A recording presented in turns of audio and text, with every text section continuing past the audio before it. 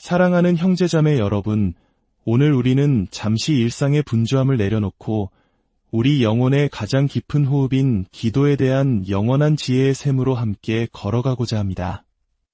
오늘의 이야기는 지금으로부터 약 150년 전 설교의 황태자라 불렸던 찰스 헤돈 스펄전 목사님의 깊은 묵상에서 시작됩니다. 그의 목소리는 시대를 넘어 오늘 우리에게도 살아있는 하나님의 음성처럼 깊은 울림을 줍니다. 오늘의 말씀을 듣기에 앞서 잠시 마음을 모으는 시간을 갖겠습니다. 만약 이 이야기가 여러분의 영혼의 작은 위로와 힘이 된다면 주변의 다른 이들에게도 이 은혜를 나누어 주시는 것은 어떨까요? 여러분의 공유와 구독은 저희가 이처럼 귀한 믿음의 유산을 계속해서 전하는 데 큰 힘이 됩니다. 이 채널을 통해 하나님의 사랑이 더 널리 퍼져나가기를 소망합니다. 이 말씀을 듣는 모든 분들 위해 하나님의 크신 평강이 함께하기를 기도합니다. 오늘 우리가 함께 묵상할 말씀은 요한복음 16장 26절과 27절입니다.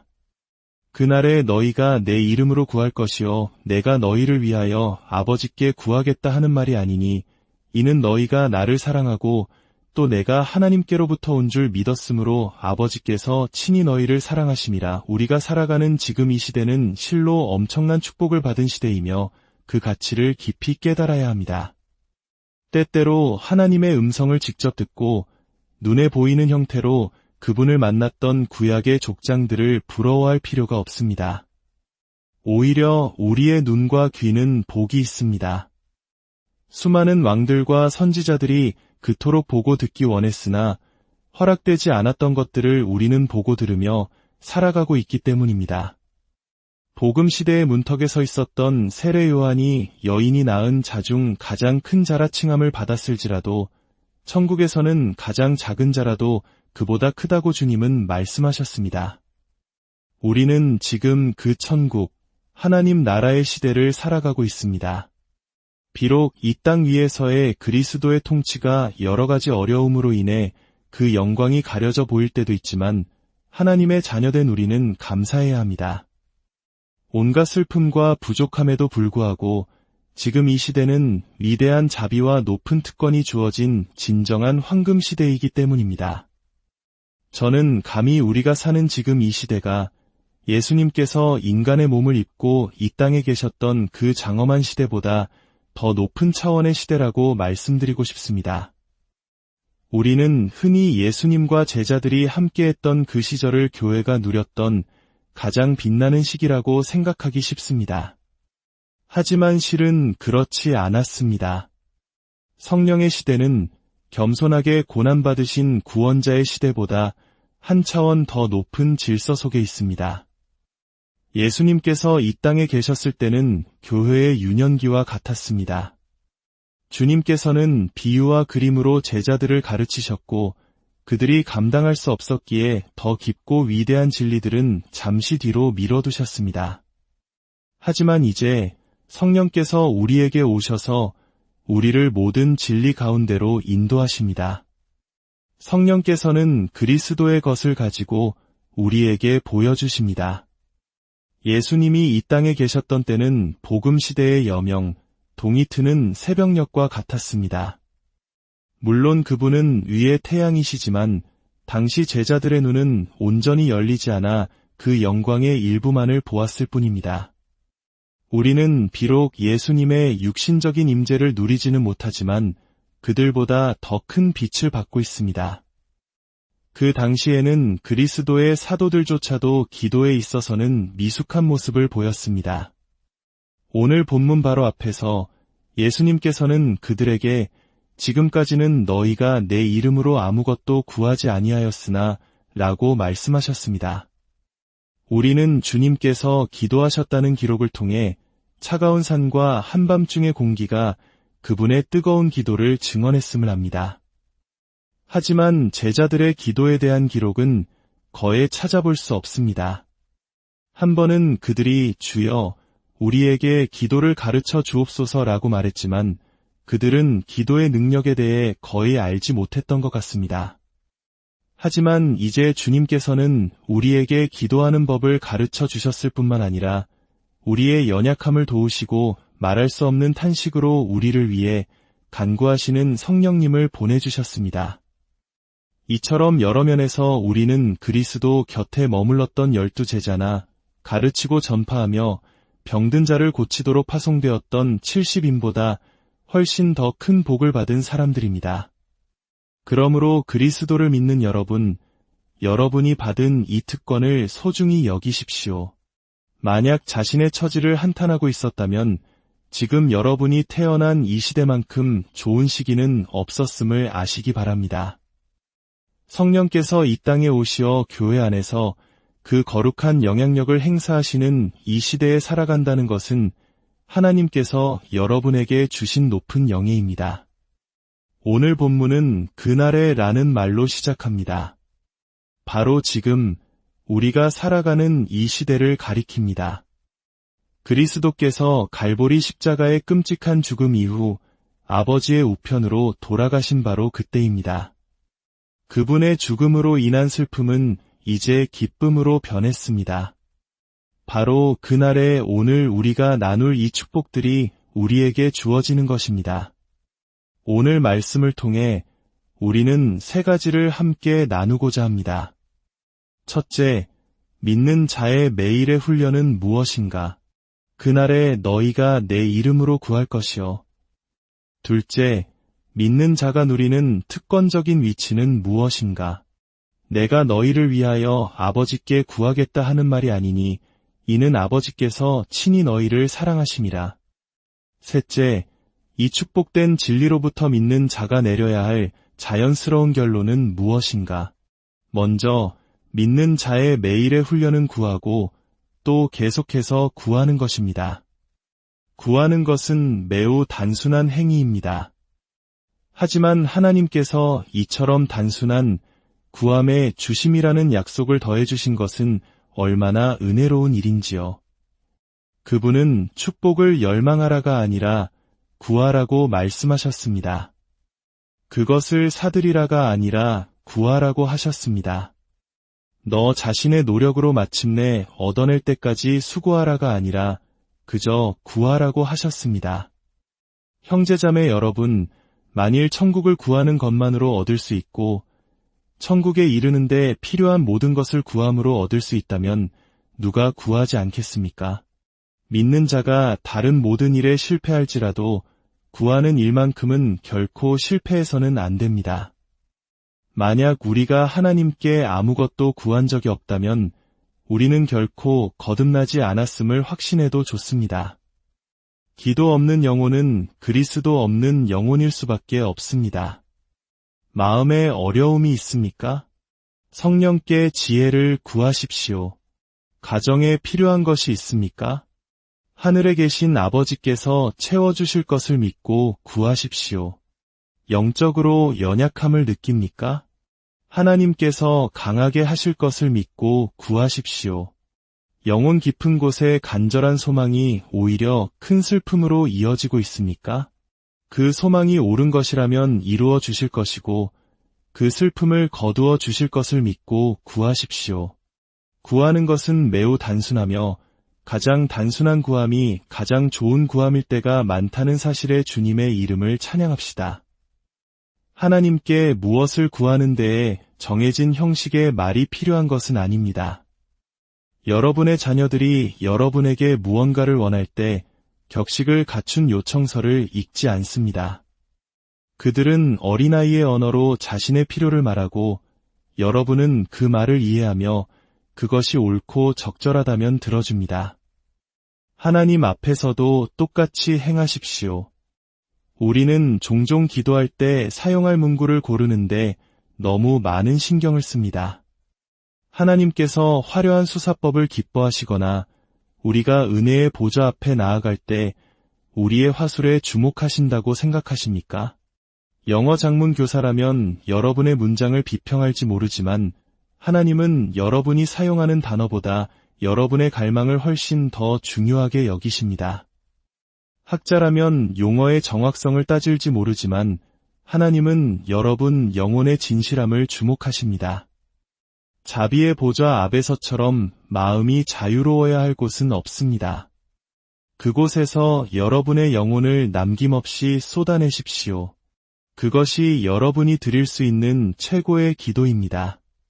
다른 사람이 구해야 한다고 말하는 것을 구하지 말고 여러분 자신이 필요하다고 느끼는 것을 구하십시오.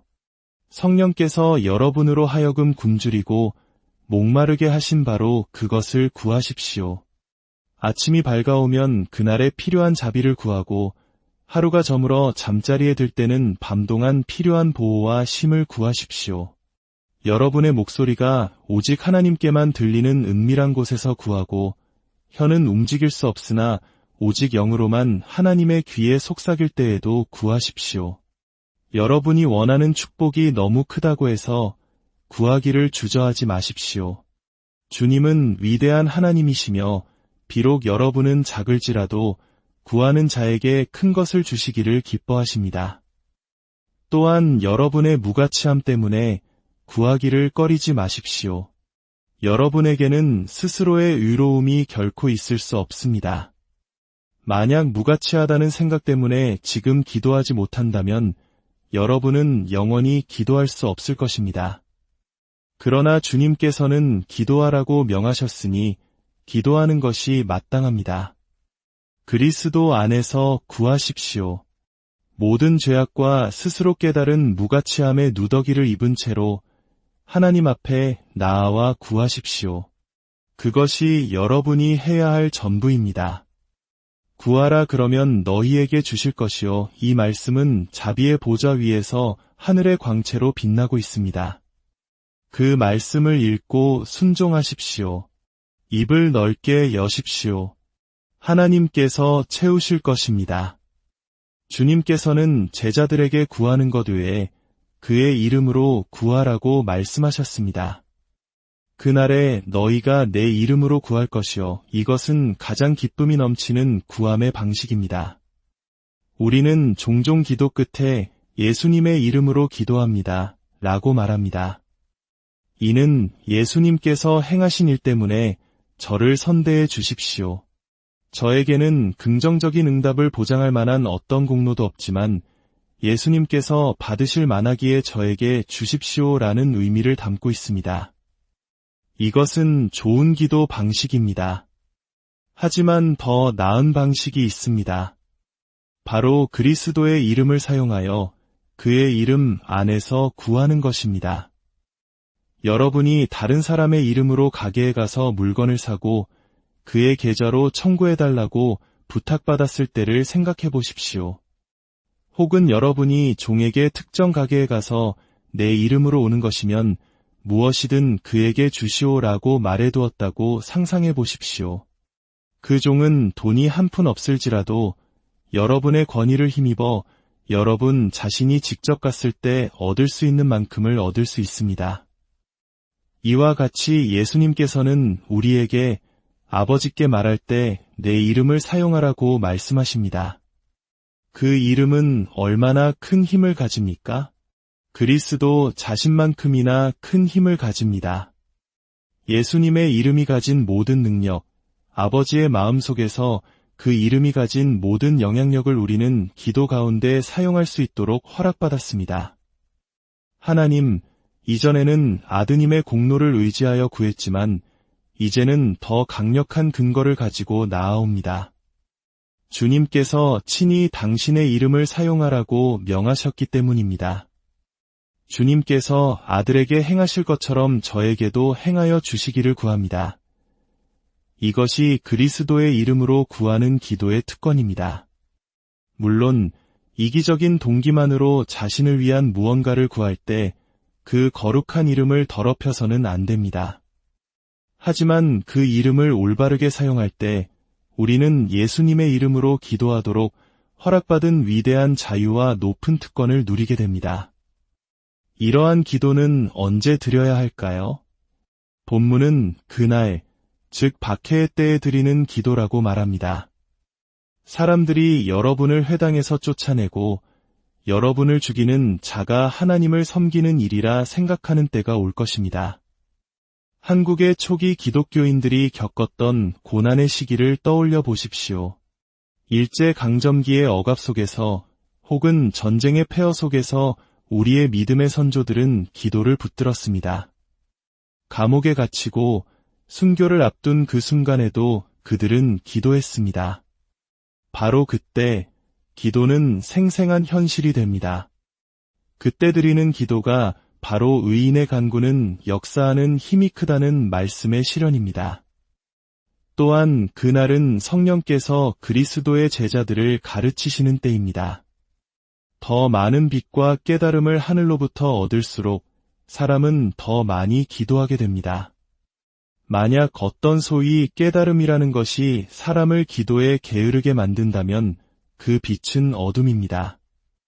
스스로 너무 선해서 기도할 필요가 없다고 생각하는 사람은 하나님, 죄인인 저를 불쌍히 여겨주소서라고 부르짖으며 기도를 시작하는 것이 좋습니다.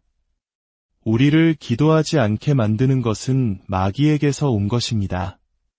성령께서 하나님의 것을 더 많이 가르쳐 주실수록 그분은 우리로 하여금 예수님의 이름으로 더 많이 구하게 하십니다.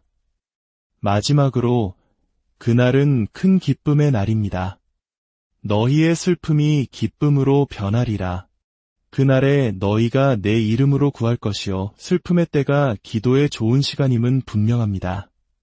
하지만 슬픔이 기쁨으로 바뀌고 의심이 믿음으로 소망이 감격적인 성취로 바뀔 때 그때야말로 기도할 때입니다. 마음이 춤추고 입에 찬양이 가득할 때 하나님께 더 가까이 나아가십시오.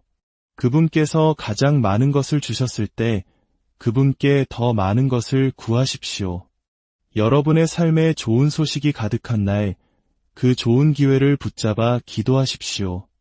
기도는 여러분에게 현실입니까? 아니면 그저 종교적인 의식입니까? 기도가 여러분의 영적인 존재에게 호흡과 같이 필수적인 것이 되었습니까? 기도해야 하기 때문이 아니라 기도하고 싶어서 기도하고 기도해야만 살 수 있기에 기도하는 경지에 이르렀습니까? 영혼은 시간이나 장소에 의해서가 아니라 진정한 필요에 의해 기도할 때 가장 잘 기도합니다. 의무감 때문이 아니라 하나님과 교제하는 특권에 감격하여 기도의 자리로 나아갈 때 우리의 기도는 하늘에 닿습니다. 이제 두 번째로 기도에 관한 믿는 자의 특권적인 위치에 대해 살펴보겠습니다. 믿는 자는 항상 기도해야 합니다. 왜냐하면 첫째로 우리에게는 기도를 촉구하시는 성령님이 계시기 때문입니다. 예수님께서 그날에 너희가 구할 것이라고 그토록 확신에 차서 말씀하실 수 있었던 것은 우리를 기도로 이끄실 성령님을 보내실 것을 약속하셨기 때문입니다. 성령님은 우리에게 무엇을 위해 기도해야 할지 가르쳐 주십니다. 어떤 이들은 모든 것이 하나님의 작정대로 이루어진다면 왜 기도해야 하냐고 묻습니다. 바로 그 이유 때문에 우리는 기도합니다. 성령께서는 하나님의 뜻과 정확히 일치하는 것을 우리가 갈망하도록 이끄십니다. 진정한 기도는 영원한 목적의 메아리와 같습니다. 둘째로, 우리는 기도 가운데 그리스도의 이름을 사용할 수 있는 높은 영예를 가졌기 때문에 항상 기도해야 합니다. 주 예수님께서는 마치 당신의 손가락에서 인장 반지를 빼어 우리에게 주시며 내 이름으로 구하라고 말씀하시는 것과 같습니다. 우리는 하나님의 무한하심이라는 은행의 수표를 쓸 수 있습니다. 성령께서 무엇을 구할지 알려주시고 주 예수님께서 그 구함을 보증하시는데 어찌 우리가 쉬지 않고 기도하지 않겠습니까? 셋째로, 이 모든 것 너머에 주 예수 그리스도께서 우리를 위해 끊임없이 중보하고 계신다는 사실로부터 우리는 끊임없는 기도의 격려를 받습니다. 우리의 부족한 기도는 죄로 얼룩져 있지만 위대한 대제사장이신 그분께서 자신의 보혈로 그 기도를 정결하게 하시고 친히 그 손으로 자비의 보좌 앞에 놓으십니다. 하지만 오늘 본문에서 주님께서는 제자들이 자신의 중보에 대해 오해하는 것을 막고 싶어 하시는 듯합니다. 내가 너희를 위하여 아버지께 구하겠다 하는 말이 아니니 이 말씀은 내 중보를 아버지의 사랑을 희생시키면서까지 과장하지 말라. 내가 중보하는 이유는 아버지가 너희의 기도를 듣기 싫어하시기 때문이라고 생각하지 말라. 너희가 내 이름으로 나아올 때 아버지가 마지못해 축복하신다고 오해하지 말라. 이는 아버지께서 친히 너희를 사랑하심이라고 말씀하시는 것과 같습니다. 이것이 우리를 가장 귀한 지점으로 인도합니다. 우리는 성령께서 촉구하시고 아들께서 중보하시기 때문에 기도할 뿐만 아니라 아버지께서 친히 우리를 사랑하시기 때문에 기도해야 합니다. 왕의 마음 자체를 얻는 것보다 더 좋은 것은 없습니다. 아버지께서 친히 너희를 사랑하심이라. 얕은 생각은 종종 속죄에 대한 아버지와 아들의 관계를 오해합니다. 그리스도의 속죄가 아버지를 사랑하게 만들기 위해 필요했다고 생각하지만 진실은 정반대입니다. 아버지께서 그의 백성을 사랑하셨기 때문에 그의 독생자를 속죄 제물로 주셨습니다. 하나님은 언제나 사랑이셨습니다. 마찬가지로 그리스도의 중보에 대해서도 아버지는 까다로우시고 예수님께서 그분을 달래야만 우리의 요청을 들어주신다고 생각하는 오류에 빠져서는 안 됩니다. 아닙니다. 아버지께서 친히 너희를 사랑하십니다. 하나님 아버지께서는 우리가 예수님을 사랑하고 그가 아버지께로부터 오신 것을 믿기 때문에 우리를 사랑하신다고 말씀하십니다. 이것은 우리의 사랑이 하나님의 사랑의 원인이 된다는 뜻이 아닙니다. 아닙니다. 우리가 그를 사랑함은 그가 먼저 우리를 사랑하셨기 때문입니다. 하나님의 첫사랑은 불쌍히 여기시는 사랑, 자격 없는 자를 향한 사랑입니다. 하지만 우리가 그의 아들을 사랑하고 신뢰하게 되었을 때 아버지께서는 우리를 향해 기쁨과 만족의 사랑을 느끼십니다. 아버지께서는 예수 그리스도를 너무나 사랑하시기에 여러분 또한 그분을 사랑하는 것을 보시고 여러분을 더욱 사랑하십니다. 두 사람 사이에 공통적으로 사랑하는 대상이 있을 때만큼 사람들을 강하게 묶어주는 것은 없습니다. 우리와 하나님 사이에는 우리가 예수님을 신뢰하고 아버지께서도 예수님을 신뢰하신다는 사실 때문에 놀라운 연합이 있습니다. 아버지는 예수님을 사랑하시고 우리도 예수님을 사랑합니다. 이 때문에 우리 구주께서는 아버지께서 친히 너희를 사랑하신다고 말씀하십니다. 이 놀라운 신비를 다 설명할 수는 없습니다. 다만 그리스도를 사랑하고 그분이 하나님께로부터 오신 것을 믿는 여러분, 마음을 열고 이 숭고한 진리를 받아들이십시오. 아버지께서 친히 너희를 사랑하신다. 동정하시는 것이 아니라 돕겠다고 약속하시는 것이 아니라 바로 사랑하십니다. 이제 마지막으로 이 말씀으로부터 우리가 내려야 할 자연스러운 결론은 무엇일까요? 만일 이 모든 것이 사실이라면 자비의 보좌 앞에서 나는 얼마나 큰 능력을 가졌는가. 성령께서 내 안에서 기도를 이끄시고 그리스도께서 나를 위해 변호하시며 아버지께서 친히 나를 보며 미소 짓고 계십니다. 어서 오너라, 내 자녀야. 내가 너를 사랑하기에 너보다 더 환영받는 자는 없다. 무엇이든 구하라. 그리하면 이루어지리라. 사랑하는 여러분, 여러분은 이 능력을 진정으로 믿어본 적이 있습니까? 여러분의 많은 간구와 눈물이 하나님의 굳은 마음을 움직일 것이라는 생각으로 기도하지는 않았습니까? 이제부터는 믿는 자의 진정한 위치에 서서 기도하시기 바랍니다. 나는 하나님의 자녀이며 그분은 나를 사랑하신다. 그의 거룩한 영에 감동되어 예수 그리스도를 통해 나아갈 때 나는 필요한 모든 것을 구할 것이며 반드시 받으리라. 이 능력을 깨달았다면 반드시 사용하십시오. 여러분의 자녀들을 위해, 친척들을 위해, 아직 믿지 않는 이웃들을 위해 사용하십시오. 특별히 이 어두운 시대를 위해 기도해 주십시오. 여러분이 기도하는 법을 안다면 영적인 여름을 가져올 수 있습니다. 기도하는 군대가 승리하는 군대입니다. 기도할 줄 아는 사람들을 전면에 내세우면 마귀는 떨며 도망칠 것입니다. 미래의 역사는 현재의 기도에 달려 있습니다. 하나님께서 모세와 같은 기도를 여러분에게 가르쳐 주시기를 원합니다. 여러분의 기도 응답을 간증하고 믿음의 능력을 자녀들에게 가르치십시오. 온 세상이 모든 것이 믿는 자에게 가능하다는 것을 알게 하십시오. 오늘 여기 한 번도 기도하지 않는 불행한 삶을 사는 이들이 있습니다.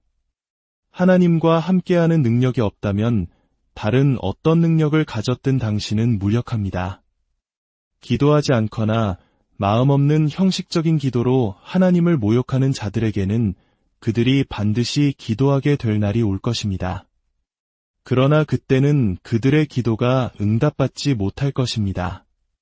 지옥에 있던 부자는 불타는 혀를 식힐 물 한 방울을 구했지만 그의 요청은 거절당했습니다. 너무 늦었기 때문입니다. 지금 구하십시오. 간청합니다. 지금 부르면 하나님께서 들으실 것입니다. 그러나 집주인이 일어나 문을 닫은 후에는 아무리 두드려도 다시는 열어주지 않을 것입니다. 주님께서 여러분 한 사람 한 사람을 예수 그리스도를 믿고 너무 늦기 전에 순결한 마음으로 그를 뜨겁게 사랑하도록 이끄시기를 그의 귀하신 이름으로 기도합니다. 아버지 하나님의 깊으신 사랑과 우리 주 예수 그리스도의 크신 은혜와 성령님의 인도하심이 여러분의 모든 기도 가운데 늘